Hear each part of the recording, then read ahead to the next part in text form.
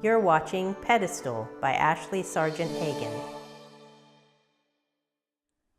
Chapter 5. Several hours later, Edwin was seated at a dimly lit table in the Bella Luna restaurant, feeling like a man in a dream. He gazed across at his companion. She's so beautiful. Adriana's black dress accentuated her fair skin and dark hair, and her eyes were luminous in the candlelit ambiance. This isn't real, he thought, his mind racing through the crazy events of the day up to then. And yet, here she is, this beautiful woman, as if I deserve her.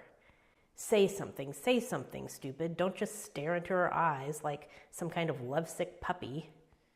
I hope you're having a nice time on your trip so far, he said, silently kicking himself. Brilliant. What a way with words. Yes, except for the excitement today, she replied. Of course. You were on TV, she said. Edwin cringed. Was I? Wrong place, wrong time. I'm sorry I missed you today. I had turned my phone off. You know, I thought I saw you going out one of the doors. Her eyes flickered for a moment. Couldn't have been me, she replied coolly. I wasn't in that part of the building. I was doing research in another room. I heard the hysteria, though. It was so inconvenient to have to evacuate. The news reports say it really was what I thought, an attempted assassination of Mr. Tastan, said Edwin. But the would-be assassin was shot before he could do his job. Yes, she agreed. Can you believe we were all on the same plane together? I'm glad nothing happened on the flight. But I kind of wish I had been in the room with you. It must have been exciting. Edwin shook his head. I'm glad you weren't. It was a dangerous situation. In his mind's eye, he saw the dead eyes of the assassin staring out of his black ski mask. Adriana raised an eyebrow at him. I've taken care of myself for a long time now, she said. Maybe it's time for someone else to look after you, he replied quietly. She let out a slow sigh, looking away. You idiot. You embarrassed her. You're moving too fast. Will you be sightseeing at all? He asked, changing the subject.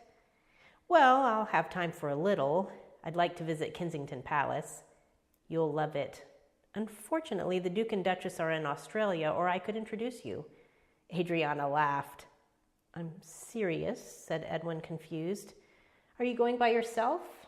Yes, Bethany has to work, but I'll be all right. If you'd like company, suggested Edwin, using his best persuasive look. She smiled. Don't you have work to do or something? She asked. I'm between jobs, he admitted. We'll film more Dr. Hanover in the autumn, so if you need a chaperone. If you're sure you don't mind, I really can handle myself. I'm sure I won't be in any danger as long as I steer clear of Mr. Tastan, she joked. I don't doubt that you can take care of yourself, Edwin replied, but it would be an honor to accompany you. Adriana studied him, her chin leaning on her hand. What? He asked, feeling under the microscope. I'm just trying to figure you out, she said. I Googled you. Oh, Lord, he said, rolling his eyes. Yes, I did, she laughed, because I had a weird thing happen to me in the airport after you left. A teenage girl came up to me and said, You're her, aren't you, the mystery woman? I had no idea what she was talking about until Bethany told me. She said it's in all the tabloids. Embarrassing. Oh, that. I'm afraid it is. Fun and games for them, I suppose.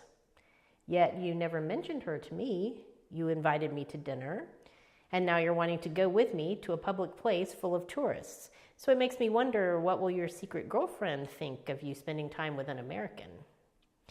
Well, she won't think anything of it. She doesn't exist. Oh?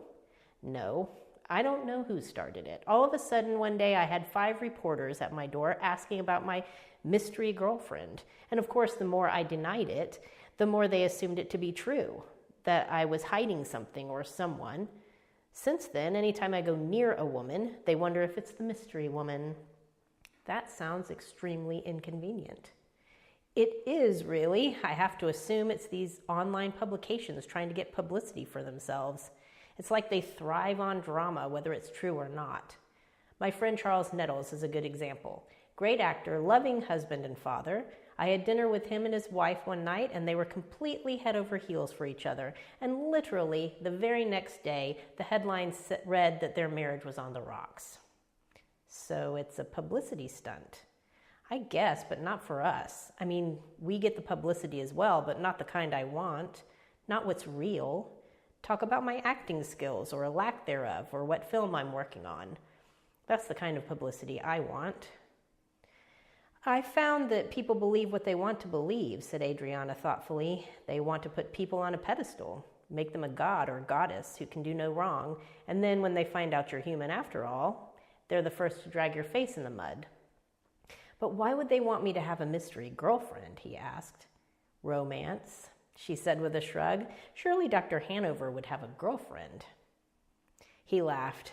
I don't have any real damsels in distress to save, that's what you're saying. Exactly, she said. Then she looked thoughtful again. Why don't you have a girlfriend, Edwin? He sighed, leaning back in his chair and drumming his fingers nervously on the tabletop. Why, he wondered to himself, why don't I? Because I'm not as cool as Dr. Hanover. I've had girlfriends before, he said aloud. I've had a few flings with actresses I've worked with, but no one who really seemed compatible. Long term, you know?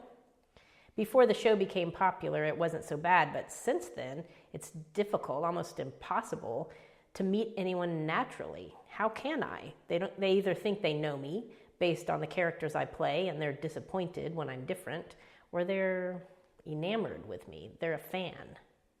They put you on a pedestal. Yes, like a god, only I'm not a god. Far from it. There's only one God, Adriana said. And his name's not Edwin, he agreed. It's just fantasy again, not reality.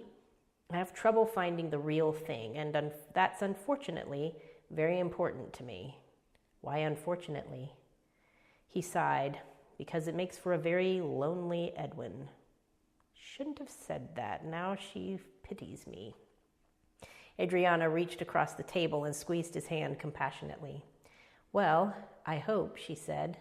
I hope our friendship can ease some of your loneliness. I hope so too, he replied. As they left the restaurant, Edwin took her hand. It felt small and vulnerable in his, and it made him feel like her protector. He looked down into her upturned face to find her smiling at him. She looks happy, really happy. She makes me happy. Just then, flashes lit up the night. Photographers, Edwin realized. Paparazzi outside the doors of the restaurant. How did they find us? Irritating. He looked down at Adriana as they rushed toward the car. Her arm was up, warding off the flashes. She looks frustrated, he thought. No, afraid. Edwin, what was it like to be in the line of fire today? Shouted a reporter. Edwin, is this your mystery woman? They jumped into the back seat of the car that was waiting for them.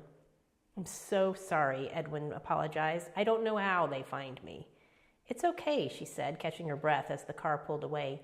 It's part of you. I'm afraid you may be on the pedestal with me now. She shook her head. They may think we're playing parts in their fantasy, she said, but we're not actors tonight. Not to each other. This is real, he asked. This is real. He still had her hand in his. He twined her fingers with his and leaned his head back against the seat. He sighed as if a burden had been lifted. This is real.